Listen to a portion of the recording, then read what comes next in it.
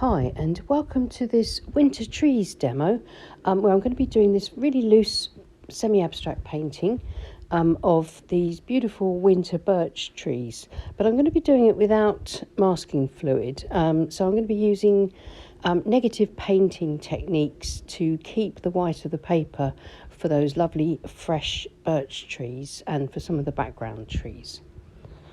So I'm doing this from imagination, and it's just an experiment, and I want to paint as loosely as I can using the wet in wet technique. So I've got a piece of Saunders Waterford cold pressed watercolour paper. It's a 1/4 imperial sheet, that's 11 inches by 15 inches or 28 centimetres by 38 centimetres. It's taped to my board with ordinary decorators masking tape, and I've got my board at my sort of default angle of about 45 degrees because I'm going to be wanting the paint to sort of run and flow, and I will be turning and tipping and tilting my board as necessary to try and get some lovely soft effects around these trees for the background. So the first thing I'm going to do is just draw in my focal point trees. I'm just going to draw in the trunks and a few branches, just ideas as to where they're going to go. I'm using a carpenter's pencil. I quite like it. It's got a nice chunky lead and it's a chunky pencil to hold anyway, which encourages you to sketch fairly loosely and not get too bogged down with detail, because the more detailed your drawing gets, the tighter you find you paint, and we want to be nice and loose and expressive here so we can be flexible and react to how the paint and water flows together for this nice soft background. This is another winter scene, so of course you could turn it into a card. If you paint smaller than me, then it's really easy to make your painting into a card, or you can simply print out copies of your painting and turn them into cards, and I'm sure that they will look really lovely as Yuletide or holiday or Christmas cards. So I'm just getting a few branches, indications of where they're going to crisscross over and across these main birch trees. And this, getting the birch trees in here, will help me now when I start to paint wet in wet. You can see with this large flat wash brush or modeler brush, I'm wetting the paper, but I'm leaving the birch tree trunks dry, so that when I apply the paint and tip and tilt it, hopefully I will keep the white of the paper where the tree trunks are, because the paint theoretically should only flow and move into areas that are wet. So this takes a little bit of time. You might have to sort of keep re-wetting it depending on how warm your room is. But the idea, as I say, is just to, you can see the paler areas already where there's no water on my tree trunks, and then just wet the rest of the ground area and everything else should be fine. Now I'm going to be using sepia and indigo and some burnt sienna, and as you can see I'm working in the wet areas around the trees, so the tree trunks should just appear more or less by themselves as I negatively paint my background, getting it nice and dark and rich to start with, so that I keep this quite fresh looking background. I don't really want to go in and do much more to the background other than this, so I'm going straight in today, very dark. I'm being sort of a bit more careful now I've got most of my paint on the page, to make sure that using the tips of this flat wash brush I can sort of outline roughly the hard edges where the wet paint meets the dry paper, if you see what I mean. Get a little bit of colour across the sort of snowy, frosty path. And then with a clean, damp 3/4 inch flat brush, I'm just going to get a slightly firmer edge where my background forest meets the sort of snowy sort of edge of the ground. Now I'll take my water misting spray. This is a hairdresser's misting spray that I found on eBay. So if you just look for a hairdresser's spray, it sort of gives you a really good fine mist.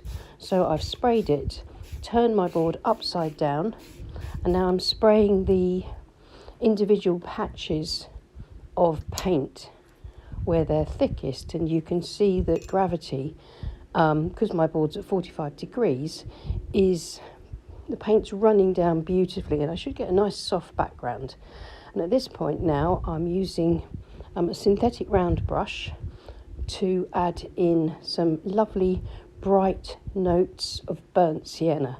This gorgeous orangey colour really works beautifully against the brown and the indigo. And I can just gently work around where my paint is flowing, and hopefully this lovely bright orange would just lift the colour in this painting a little bit.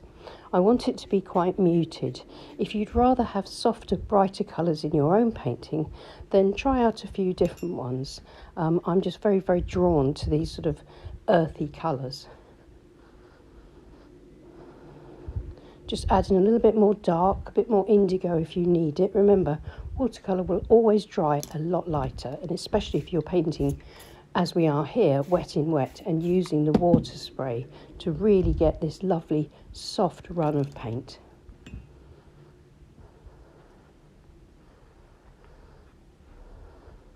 The flat brush can help me to define my trees a little bit more if I need to in places. If you do lose your trees, don't worry, because at the end of the painting you can always go over your trunks with white gouache. And then as soon as the paint has flowed exactly to where I want it, I can place my board flat on the desk, and that's why it's catching the light differently here, but the colours are still just as vivid. By placing the board flat, it won't run anymore. Gravity's not pulling the paint down. It will soften and diffuse where the paper is wet. Now this is the corner of a plastic store card, and I'm dragging it through the damp paint here and there to start off some branches.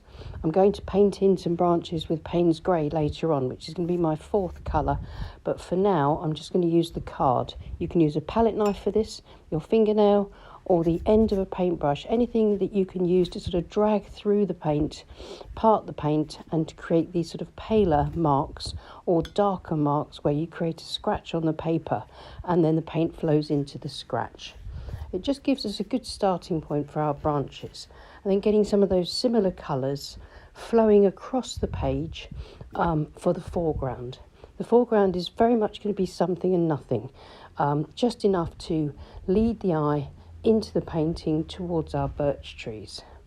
So I'm just going to build up a little bit of colour, a little bit of shadow, and then scratch in a few plants and blades of grass in the same way that I scraped in the branches into the birch trees.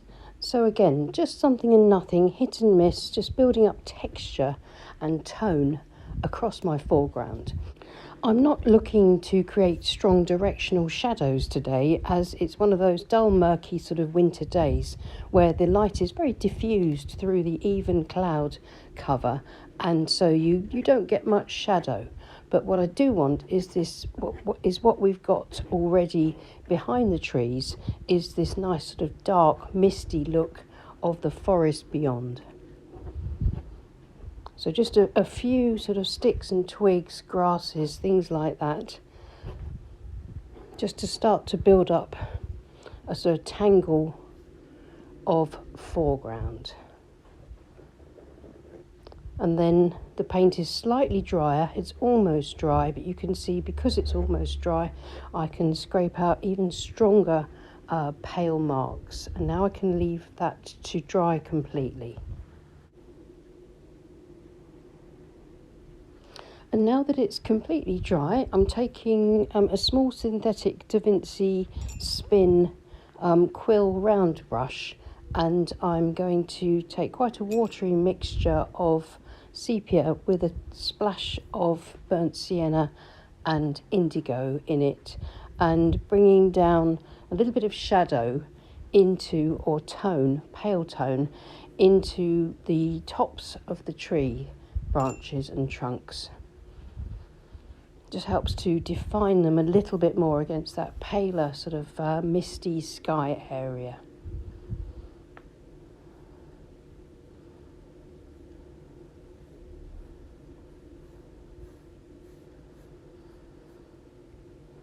And now I'm going to use a sword liner brush and Payne's grey, but I've added a little bit of the sepia and the indigo to it, just so it's not too black in a way. It's sort of more bluish black.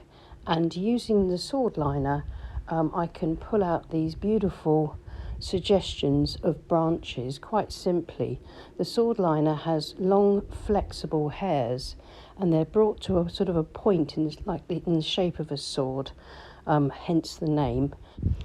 And the advantage to using a sword liner is that these long flexible hairs hold an awful lot of paint, so you can keep going without the paintbrush running out, and that's giving me these lovely branches which contrast beautifully against the soft background.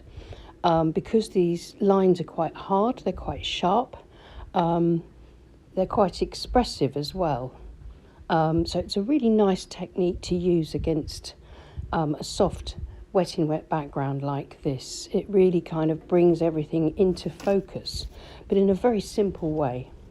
You can of course use a rigger brush for this, or any brush with a fine point, but try using one that sort of holds plenty of paint so that you can get these nice long expressive brush strokes.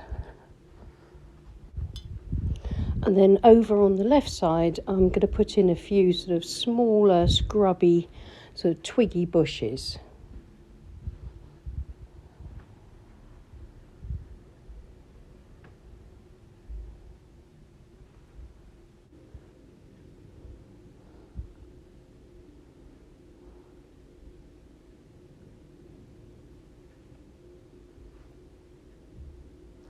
And then using a sort of a sepia mixture, quite watery, I can use my round brush and just pull up some very soft, faint, distant trunks between these stronger trunks that make up the tree line. So this just gives us a little bit of a hint of trees in the background.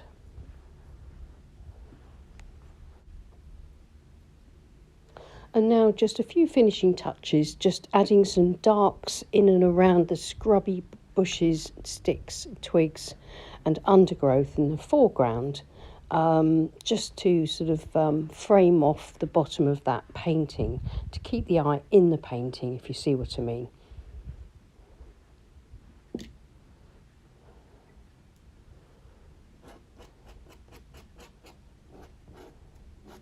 Again, I can scratch through some of that paint just to add a few sort of lighter touches and some sort of spontaneous marks across the foreground.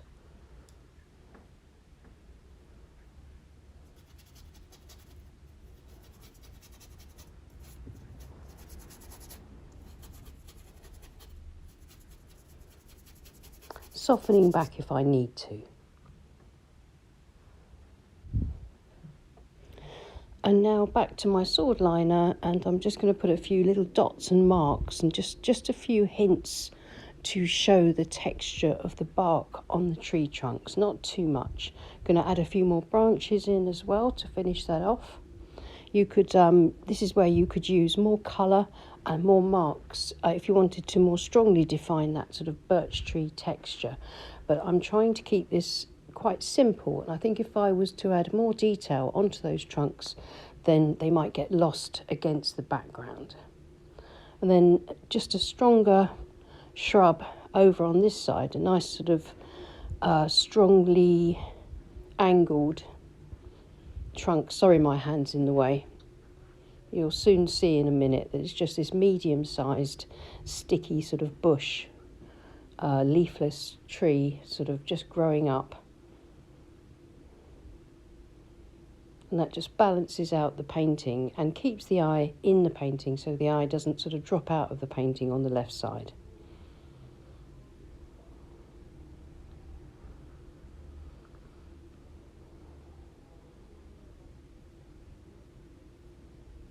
And then just a few more marks as the paint has run out of the paintbrush. I just get these like very faint dry brush marks to flesh out a few more sort of hints and suggestions of distant trees in the background. And then finally, I've mixed up some nice thick white gouache to a sort of a rich, thick, inky consistency.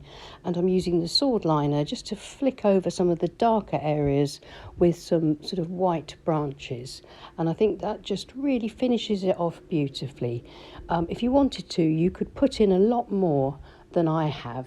And if you've got some really dark areas, then you can exploit them and paint your white marks across those dark areas.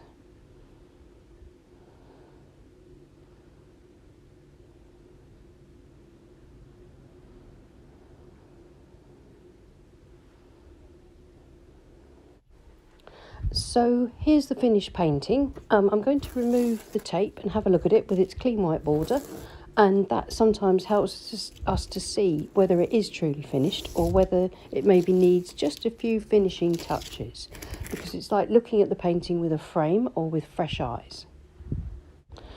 But I think I'm okay with the painting as it is. I don't think I'm going to do any more to it. As I say, you could make your birch bark a little bit more birchy, if you know what I mean, with those sort of rings and spots that are so distinctive. But I think I'm done now. Well, I hope you enjoyed that. If you want to see any more winter scenes, then please check out our playlist for Christmas card ideas. And also check back on Monday, and Morgana will be doing one of her Monday tutorials for a beautiful Christmas wild rose. So thank you so much for watching. Please leave us a like, and if you haven't subscribed, that would be really brilliant, because that really helps with our reach and the YouTube algorithm. And thank you so much to my wonderful Patreon group who support this channel. And I'll see you again soon, and happy painting. Bye.